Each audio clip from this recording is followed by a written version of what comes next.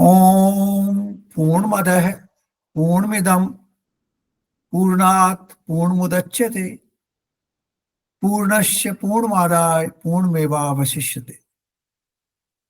So welcome to our Saturday morning session. Today we will talk about mind and meditation.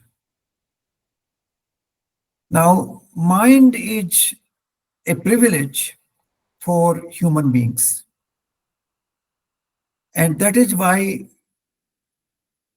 the person is called Manushya. Manu, Man, Manu, Manushya. Also in English it is man, man. Because other species of life do not have mind. Or if they have mind, that is very, very underdeveloped. Not like human beings. And that is why we are a privileged class to have this additional instrument in our body, which has far-reaching implications for our lives. Now, mind is also actually an instrument which allows us to do manan, to meditate, to mind, to have ideas, to have thoughts. Now, what is mind? In fact, I was looking at Mahabharata. There's a very beautiful definition of mind in the Shanti Parv, which is like this. It is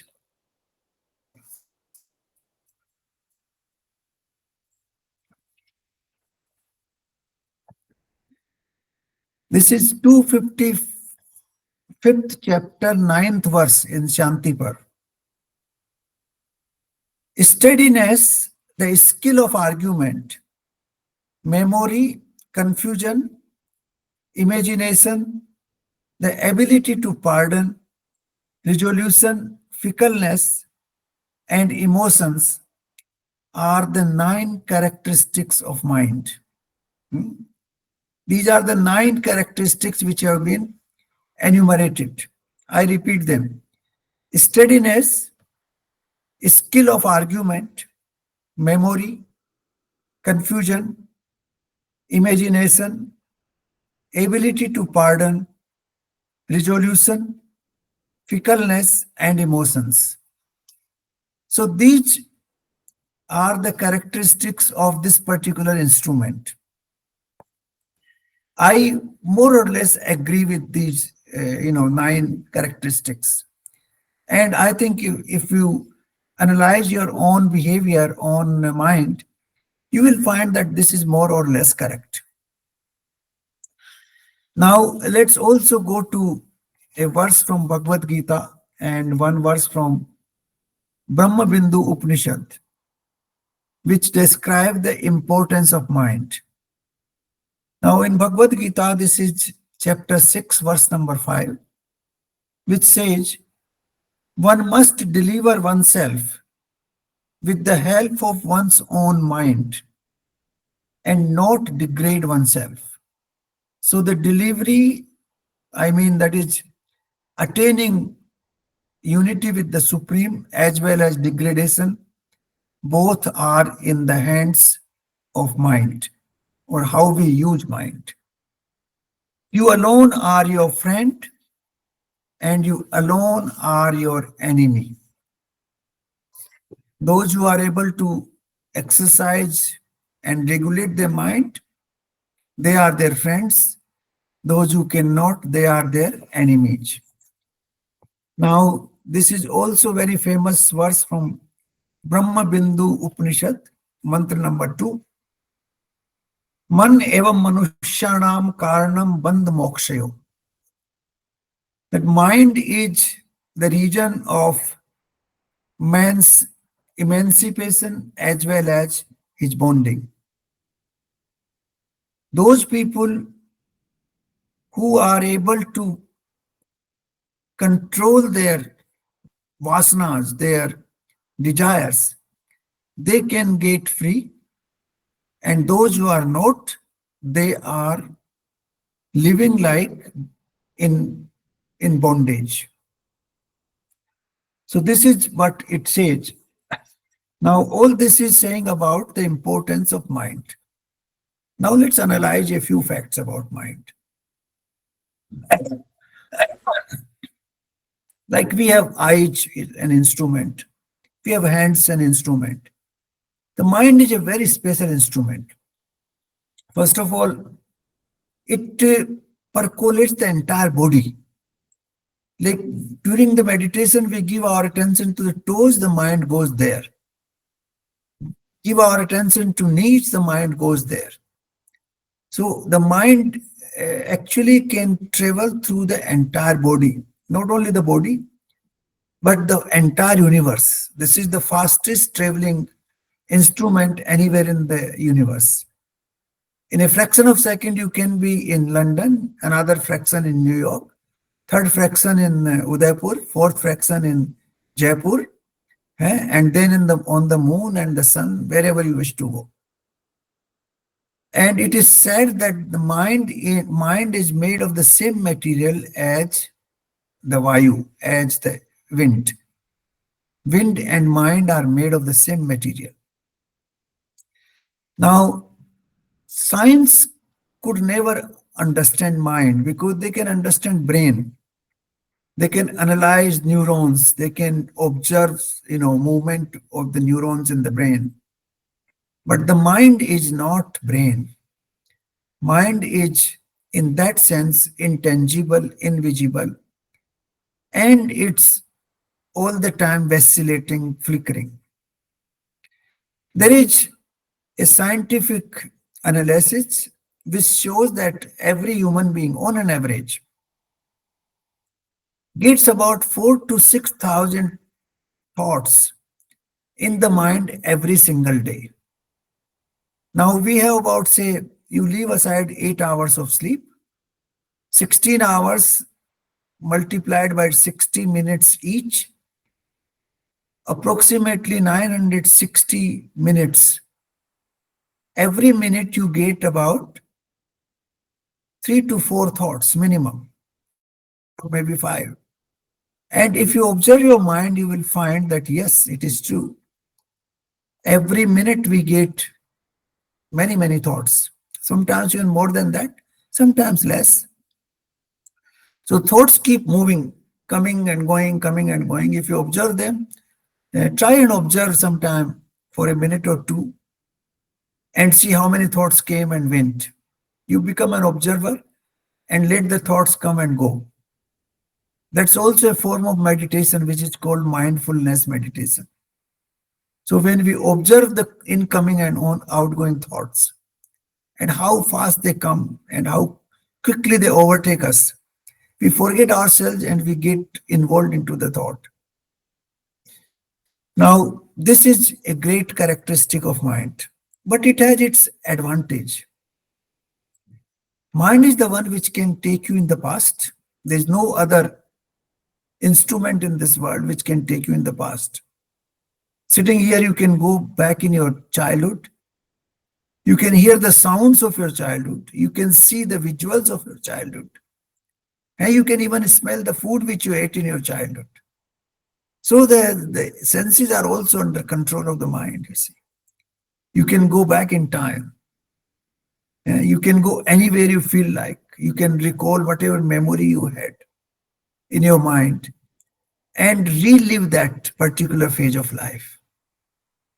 So the mind is fantastic equipment in that sense. Fantastic equipment. No other species has that. Then mind is the instrument which enables us to analyze things. You go to a forest, for example, you see various animals. You analyze them, you see them. Oh, this animal is running like this animal has 4 legs, this animal has a trunk, this animal has a long neck, things like that. Now, other species of life cannot do that. Only human beings can analyze because the mind enables them to do so. Mind gives them the capability uh, to see, to observe, and to make thoughts on that, to make opinions on that. And mind uses intellect as an instrument, also the senses as instruments. All the senses are generally under the control of mind.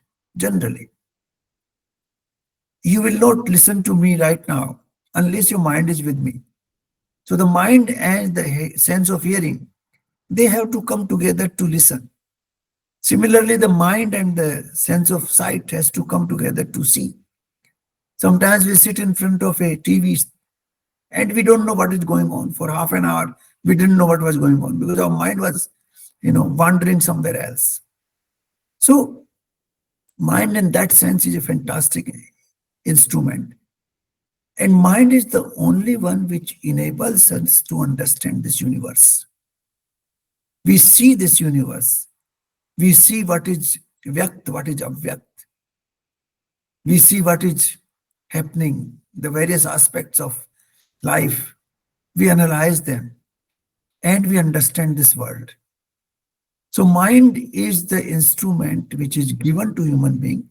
That is why in our Shastras, the human life is supposed to be the most privileged life, because this is the only life in which you can understand this world and transcend from this world. Go to the Supreme, become one with Him. That is possible only by understanding this universe and the realities that exist in this universe. So in all these senses, mind is a very fantastic instrument. Now there are a few problems with mind. One is that it cannot see anything totally, completely. The total view is not possible. Even if you see a small coin, you will see only one side of the coin. The other side will be missing. Even if you see a small particle of dust, you can only see part of it. You can't see whole of it, because that is not available to us. That instrument is not available to us. We only see partial view of things. And that is why we make wrong judgments many times. We make very wrong judgments. We only see a small portion and we evaluate and we analyze and we come to a conclusion. So nobody can really see with this instrument the holistic view of anything. It's partial view which is available. Secondly, mind has the problem of dividing things into good and bad. Immediately assigns the adjectives. This is good, this is bad. Now, it may be true that what is good for you may be bad for somebody else, or vice versa. But we do analyze and give them adjectives. And as a result, we turn the whole world into dualities. Okay, this is the birth, good thing, we celebrate. This is the death, this is bad thing, we mourn. So we start with that. And then we get, a lot of income. Oh, happy, very nice, celebrate. And when we lose that, oh, very sad. And you become unhappy. So this cycle of happiness and unhappiness is projected because of the perception in the mind. Mind is an instrument which tends to divide into good and bad, which is not correct. Why it is not correct? Because everything is interrelated. When the God made this world, or the Supreme who is present in this world, who is pervading the entire universe, has created a balance in itself. So everything has that balance. For example, the birth is balanced by death. If there's no death, there would be no balance. Once a person is born, he will live forever, ever, ever. Then how will he live? It would be highly complicated. And he will become so unhappy. It would be, I would say, the biggest misery if person cannot die. So, in every aspect, even for example, two contradictory looking things, we use water to extinguish fire, but fire and water are interconnected. It is the fire of the sun which takes the water up in the sky and forms the cloud. And again, it is that same fire which creates what is the called conducive conditions for the water, for the clouds to come down in the form of water and snow. So they are looking contradictory, but they are interrelated. They are the two sides of the same coin. Similarly, if we take our own life, we earn a lot of money, we become very happy, happiness. But that happiness also brings sadness, because if you lose that same money, you become very unhappy. So it is connected. They are not two separate things. They are actually two sides of the same coin, which you cannot avoid, because that is the way the things have been created by the Supreme to balance this world. Evil, they have been created together so that the balance remains in the world. If everybody is only good, then they will all attain nirvana and moksha and the world will come to an end. There would be nobody to live here. So the balance has to be there. So he has created a situation in which this balance has been maintained, and that balance is actually should be realized by the mind rather than realizing it as good and bad. We should feel that this is neither good nor bad. This is the reality of life. And this is one of the purpose of meditation. And this is also has been told in Bhagavad Gita many times, that if you are able to live in sambhav, the word which has been used is sambhav, then you can attain yoga, then you can, be one with the Supreme. So that is the part, that is the important part, that we do not distinguish or do not divide the world into good and bad, but we should look at it as two factors balancing the two sides of a balance. In the weight on the two sides of the balance has to be identical so that it is in the balanced form. तराजू की दो तरफ की जो पलड़े हैं वो बराबर जब ही होंगे जब उनमें दोनों तरफ बैलेंस बराबर हो. And that is why everything is made with two sides, but our mind breaks it into good and bad, and that becomes the region of our sorrow. That becomes the cause of our stress and problems. So this point we must understand. One more point of very importance of mind is the fear. Mind always has some fear. Oh, what will happen tomorrow? What can happen if I don't have enough money? How will I live tomorrow? If I don't have this particular, human being supporting me, what will happen to me tomorrow? So that fear is a factor in the mind, and that fear causes turbulence.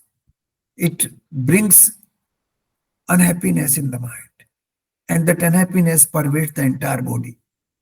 I have seen people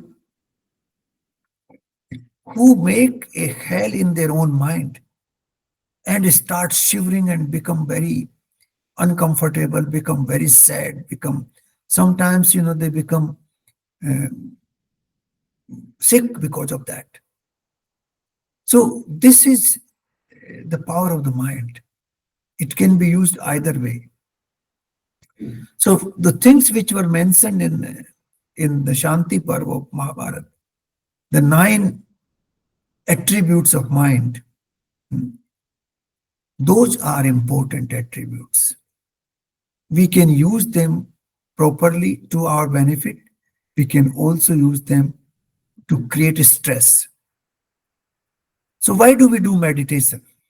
We do meditation firstly to remove this two sides, the duality, the good and the bad. We try to calm the mind. Once we are able to calm the mind, there's neither good nor bad. We are absolutely blessed. We become very happy.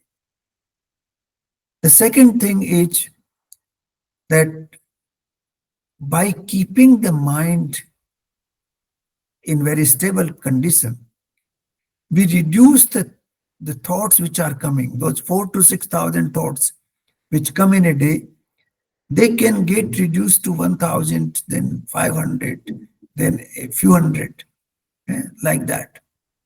And some people who are able to reduce them even to a few thoughts in a day. And then the thoughts come as you desire them to come. They don't come on their own. They come by your will. You dominate the process. You start controlling the horses. Now, mind is like horses. This is what also has been said in Mundak Upanishad. That these horses keep going here and there, all the time. And with the intellect, that is lagam, we try to put some lagam on it. But the real lagam is only when your inner self, your consciousness, is able to drive the mind. Mind then will be driven by the consciousness according to your will. Like when we do our meditation in our own process, we go to a particular part of the body, we drive the mind there. We keep the mind there. Then we keep the mind in the middle of the universe, enjoying the beauty of the nature. And then we keep the mind on our breath. The mind is, under our control during the entire process from the very beginning. So idea of meditation is that the mind should not be taking you wherever it wants to take you. Rather, you should take the mind where you want to take. That should be the approach. It's like you are controlling the steering wheel, not the mind. That is very, very important. Because once we are able to get rid of the dualities and the fears and the fickleness, then we will naturally abandon all unhappiness. It will go away. We won't look at things in a negative way. On some of the WhatsApp group, I see people, they always look at the negative side. They always see the glass half full. They don't appreciate the glass which is full or half, filled. Don't appreciate that. So we have to learn how to use the positive side of life rather than getting involved with the negatives.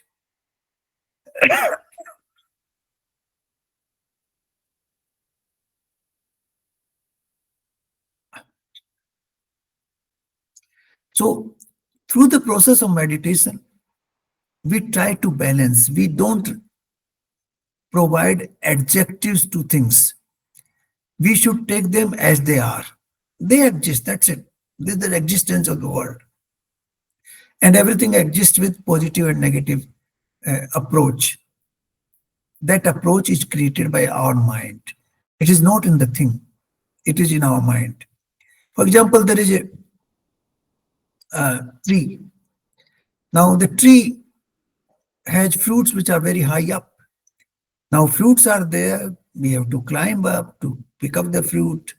Now we feel, oh, the fruits are so high. Why the God made this tree so, tall that I can't even climb up? Now you look at that way. The other person will say, oh, such a beautiful fruit, whether it is coconut, but it's so healthy for me. So, we enjoy the fruit. So it is both way, how you look at it. Things exist. And we have to just take the positive side. We should celebrate the life. We should celebrate the positivity in everything. And that's how we move forward.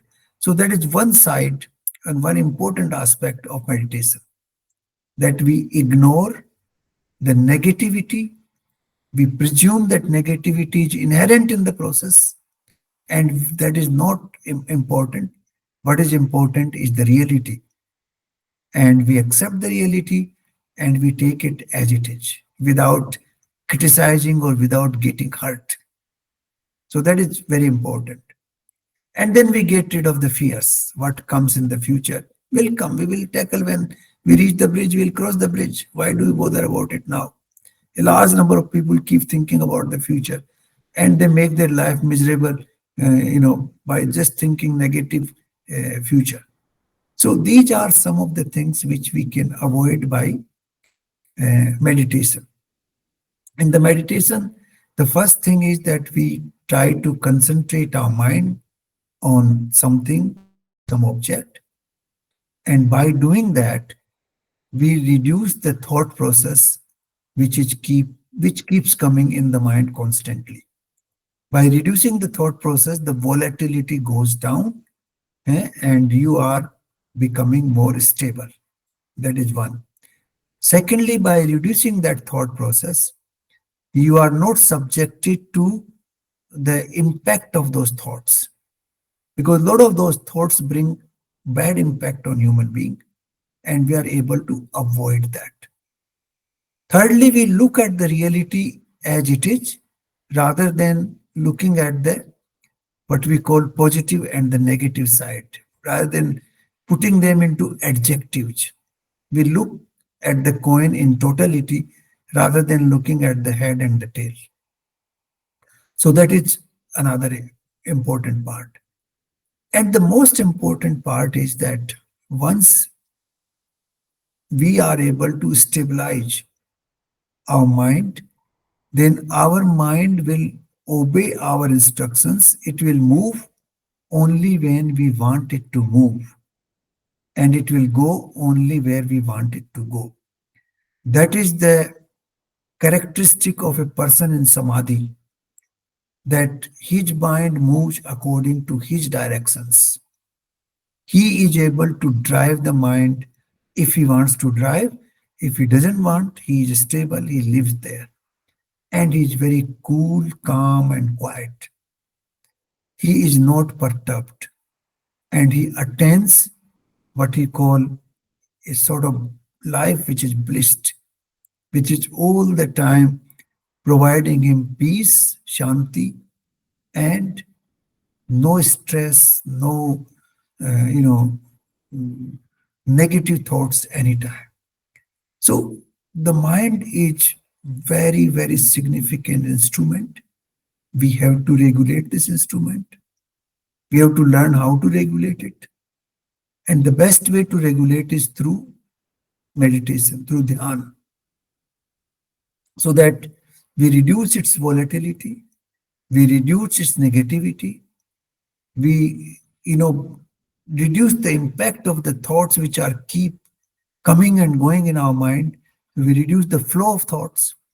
And if we reduce the flow of thoughts, naturally, the negative impact of the thoughts will also be reduced. And then we reach a stage where we are directing the mind if we wish. If we don't wish, it stays there.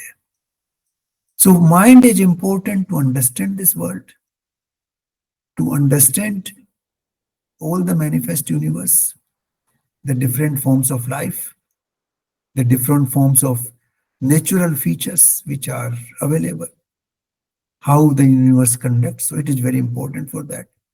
Now that is not possible for example, an animal. He cannot do that. And therefore, human life is important. And then to transcend this universe, then to transcend the manifest universe and dissolve oneself into the supreme non-manifest power, that is possible only through the mind. And we can regulate that process through regular meditation. So we have to make a routine to meditate at least 15 to 20 minutes every day. Then slowly, slowly we will find that the volatility of our mind reduces. the negativity of mind reduces, and the mind is not taking us wherever it wants to take us. Rather, we are able to drive the mind wherever we want to drive. Our thought process is not unregulated. Our thought process is regulated once we are able to regulate the mind. So we must understand the enormity and complexity of this instrument. This is the most complex instrument available in this universe. There is no machine or instrument as complex and as powerful as mind. Whatever inventions human being does, it is the product of mind.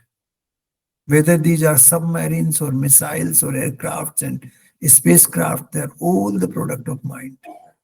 It is the mind which creates them. Animals cannot create them because they don't have that capability. So this instrument gives us tremendous creativity, tremendous power, tremendous, you know, stress at the same time, and it can give you tremendous happiness at the same time. So this power of mind we must understand, and that is why to regulate it, to direct it in the right direction, meditation is very important. And I will suggest, this is my suggestion and also to some extent my experience, that if we are able to meditate every day for a few minutes, whenever you feel comfortable, the best is morning hour, but evenings are also very good. Sandhya, somewhere when the sun sets, around that time is a good time. It is called Sandhi, when the day and night, they meet. Sandhya Kal, Sandhi Kal. That is also a very good time to meditate. Similarly, the morning time is very good to meditate. When morning is the best because before the matters of the world or the newspapers and all kinds of phone calls disturb you, you have already stabilized your mind. But if you can't do it in the morning, we can do it in the evening. When all the disturbances have disturbed it well, you can stabilize it and become very cool before you go to sleep. So either way, it would be good. So let us resolve today that every day we'll meditate for 15 to 20 minutes, because that is the way we can deliver ourselves. That is the way we can remove our stress. This is the way we can achieve happiness and also better health. Because once you don't have distress in mind, your health will also improve. So all that will go together. So with these Mm. words, I thank you very much.